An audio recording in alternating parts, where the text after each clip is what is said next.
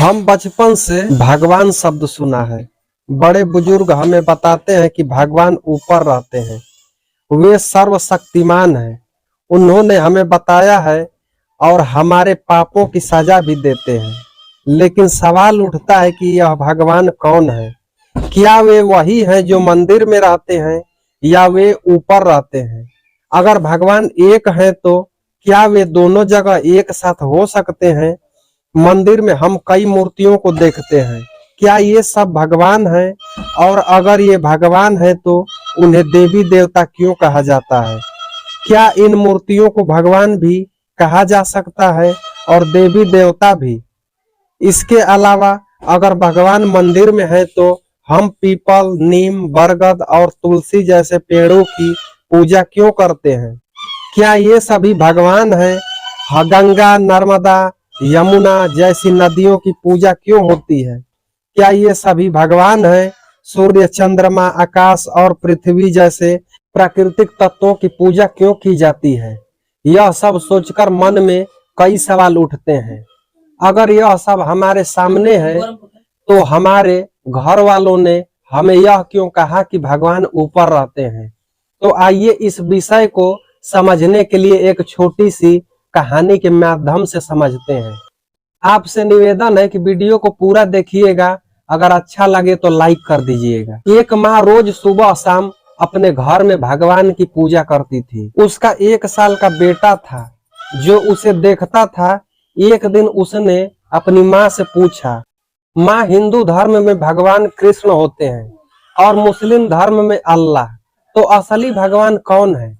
माँ ने जवाब दिया, बेटा, असली भगवान तो वही है जिनकी पूजा हम करते हैं। हिंदू धर्म में सारे भगवान होते हैं।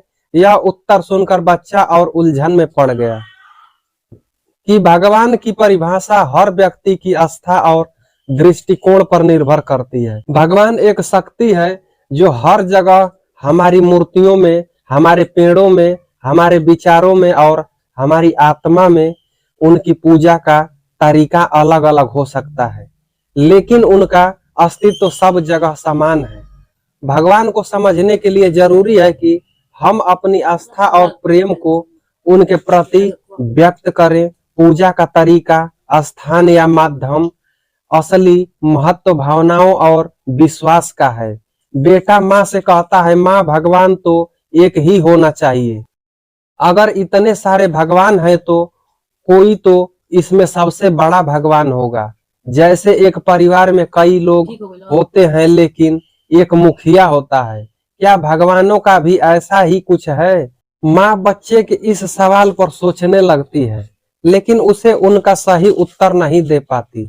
वह चुप रहती है। बच्चा आगे कहता है, मंदिर जाने के बाद मैं बहुत कंफ्यूज हो जाता हूँ। इतने सारे भगवान की पूजा कैसे करूँ?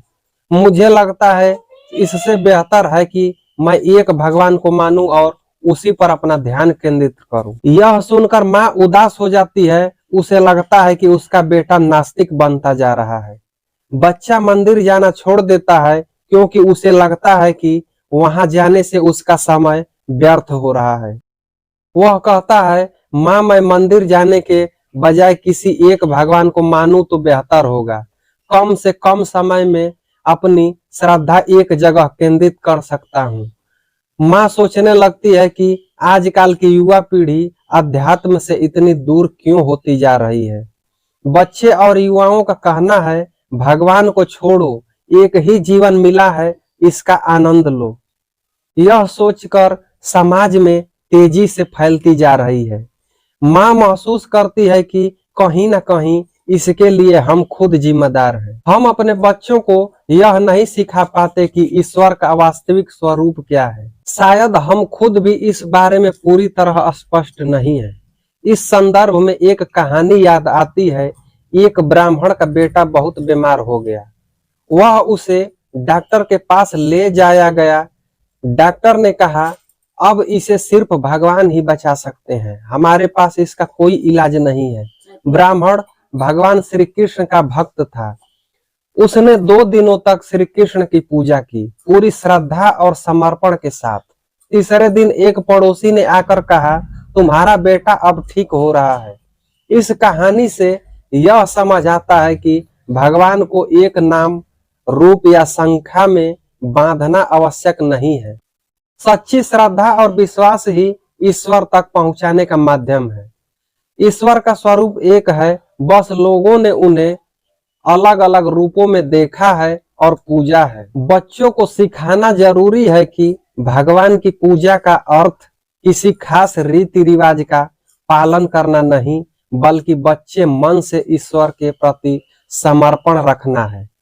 इस ब्राह्मण का बेटा बीमार था, उसने पड़ोसी के सलाह ली। पड़ोसी ने कहा, ऐसे समय में माँ को पुकारना चाहिए। माँ का हृदय करुणा से भरा होता है। माँ से प्रार्थना करो, तुम्हारा बेटा ठीक हो जाएगा। ब्राह्मण ने माँ की भक्ति शुरू कर दी। वह 2 दिन तक लगातार माँ की पूजा करता रहा। तभी दूसरा पड़ोसी आया और कहा, माँ नहीं, विघ्नहर्ता गणेश जी हैं, आराधना करो कि वे तुम्हारी समस्या का समाधान करेंगे। ब्राह्मण को यह बात सही लगी और उसने गणेश जी की पूजा आरंभ कर दी। 2 दिन तक उसने गणेश जी की आराधना की। फिर एक मित्र आया और सलाह दी, गायत्री मंत्र का जाप करो, चमत्कार होगा। ब्राह्मण को यह सही बात लगा। उसने गायत्री मंत्र का जाप शुरू किया और 2 दिन तक करता रहा।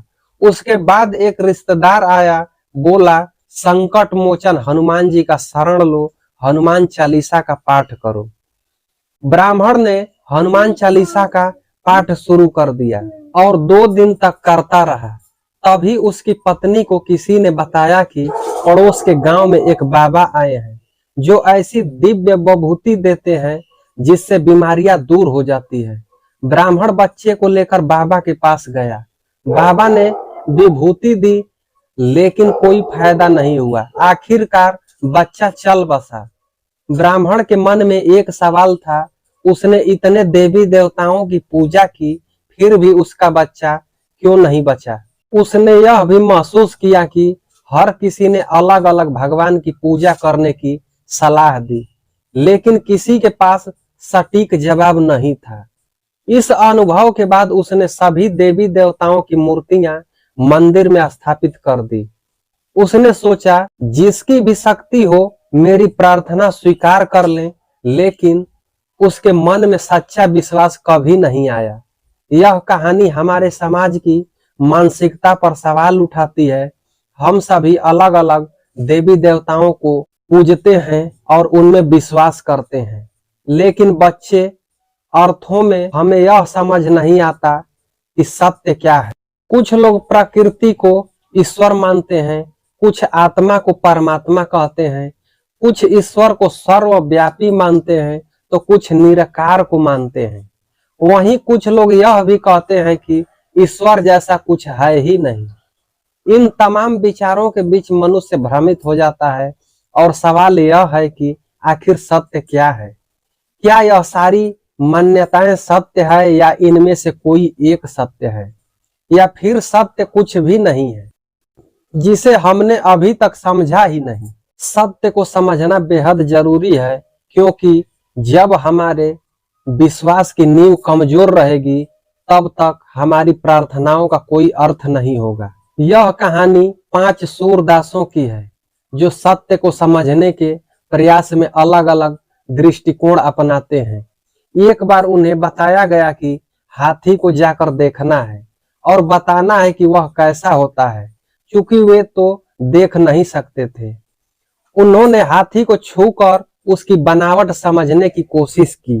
एक गांव में 5 सूरदास रहते थे। एक दिन गांव में एक हाथी आया। उन सूरदासों ने हाथी को देखा तो नहीं, पर उसे छूकर जानने की कोशिश की। हर सूरदास ने हाथी के अलग अलग हिस्सों को छूकर उसका वर्णन किया। पहले ने हाथी के पैर छुए और कहा, हाथी तो लंबा लंबा खंभे जैसा है। दूसरे ने उसकी पूंछ पकड़ी और कहा, यह तो रस्सी जैसा है। तीसरे ने उसका पेट छूकर कहा, यह तो बड़ी दीवार जैसा है। चौथे ने उसके कानों को महसूस किया और कहा, यह तो सूप जैसा है। और 5वें ने सूंड को छूकर कहा, यह तो सांप जैसा है। अब यह बात छोटे सूरदास तक पहुंची। वह उन पांचों की बात सुनकर सोच में पड़ गया। उसे समझ में नहीं आया कि हाथी आखिरकार कैसा होता है। वह सातवें सूरदास के पास गया, जो उसे बुद्धिमान और सारी बातें बताई। सातवें सूरदास ने कहा, देखो, हर किसी की अपनी अपनी जगह से हाथी को महसूस किया है, लेकिन इसका मतलब यह नहीं है कि वे सभी पूरी तरह से सही हों। हर किसी ने हाथी का एक हिस्सा ही जाना है, हमें इसे मिलाकर समझना होगा। पूरा हाथी एक ऐसा प्राणी है जो बड़ा है और अलग अलग हिस्सों का मेल है। हमें अपनी बुद्धि और विवेक से काम लेना चाहिए। यह सुनकर छोटे सूरदास को समझ आया कि केवल एक हिस्से को छूकर देखना या महसूस करके पूरी सच्चाई का अनुमान नहीं लगाया जा सकता। इस कहानी से हमें यह सीख मिलती है कि किसी भी विषय या स्थिति को समझने के लिए केवल एक दृष्टिकोण पर निर्भर न रहें। सबकी बात सुने, सोचें और अपने विवेक का उपयोग करें। हो सकता है किसी एक की बात पूरी तरह से सही न हो। हमारे ऋषि मुनियों ने अपने अनुभवों के आधार पर ईश्वर की आराधना और तपस्या की है। उन्होंने ईश्वर के विभिन्न गुणों को अनुभव किया है और मनुष्य को ईश्वर के विषय में समझाने का प्रयास किया है। किसी ने प्रकृति में ईश्वर को महसूस किया है और कहा, प्रकृति ही परमेश्वर है। किसी ने आत्मा के माध्यम से दिव्यता का अनुभव किया और कहा, आत्मा ही परमात्मा है। जब उन्होंने हर कण में कुछ विशेष पाया तो कहा, कण कण में ईश्वर विद्यमान है। और जब उन्होंने ईश्वर को निराकार रूप में अनुभव किया तो कहा, ईश्वर निराकार है। कुछ ने साकार इष्ट देवी देवताओं में ईश्वर को महसूस किया और यही उन्हें ईश्वर का स्वरूप प्रतीत हुआ। लेकिन वास्तव में सत्य क्या है? भागवत गीता में श्री कृष्ण ने अर्जुन से कहा है, हे अर्जुन, तुम मुझे इन चर्म चक्षुओं के समान आंखों से नहीं देख सकते। मुझे केवल ज्ञान चक्षु आध्यात्मिक दृष्टि के माध्यम से ही देखा जा सकता है और समझा जा सकता है। इसका अर्थ यह है कि ईश्वर को देखना संभव नहीं है। उन्हें केवल अनुभव और समझ के माध्यम से जाना जा सकता है। ईश्वर अत्यंत सूक्ष्म और व्यापक है।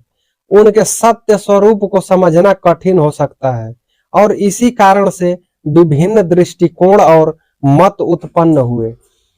ईश्वर कौन है? ईश्वर वह है जो सर्वधर्म स्वीकार हो। ईश्वर ऐसा नहीं हो सकता कि हिंदुओं का अलग हो, मुसलमानों का अलग हो या ईसाइयों का अलग हो। ईश्वर केवल एक है और वह परमात्मा है। परमात्मा को सर्वोच्च शक्तिमान कहा जाता है, ऐसी शक्ति जिसके ऊपर और कोई नहीं। वह सभी का आधार, पिता, बंधु, गुरु, शिक्षक और रक्षक है। उनका कोई माता पिता नहीं है। प्रार्थना में भी यही कहा जाता है, त्वमेव माता च पिता त्वमेव, त्वमेव बंधु च सखा त्वमेव। यह स्पष्ट करता है कि हर संबंध ईश्वर से जुड़ा है। परमात्मा अजन्मा है, अमर है, अकर्ता और अभोक्ता है। वे जन्म मृत्यु के चक्र से परे हैं और संसार के सभी बंधनों से मुक्त हैं। परमात्मा को कैसे जाना जाए? परमात्मा के सत्य स्वरूप को जानने का केवल एक ही तरीका है, योग। योग के माध्यम से ईश्वर को अनुभव करें, उनके सत्य को जानें और अपने भीतर दिव्यता को जागृत करें। आशा है कि यह जानकारी आपको अच्छी लगी होगी। ईश्वर पर विश्वास रखें, योग करें और आत्मानुभूति के मार्ग पर चलें। दोस्तों, वीडियो को लाइक करें और चैनल को सब्सक्राइब करें। दोस्तों, मिलते हैं किसी और वीडियो में। तब तक के लिए धन्यवाद।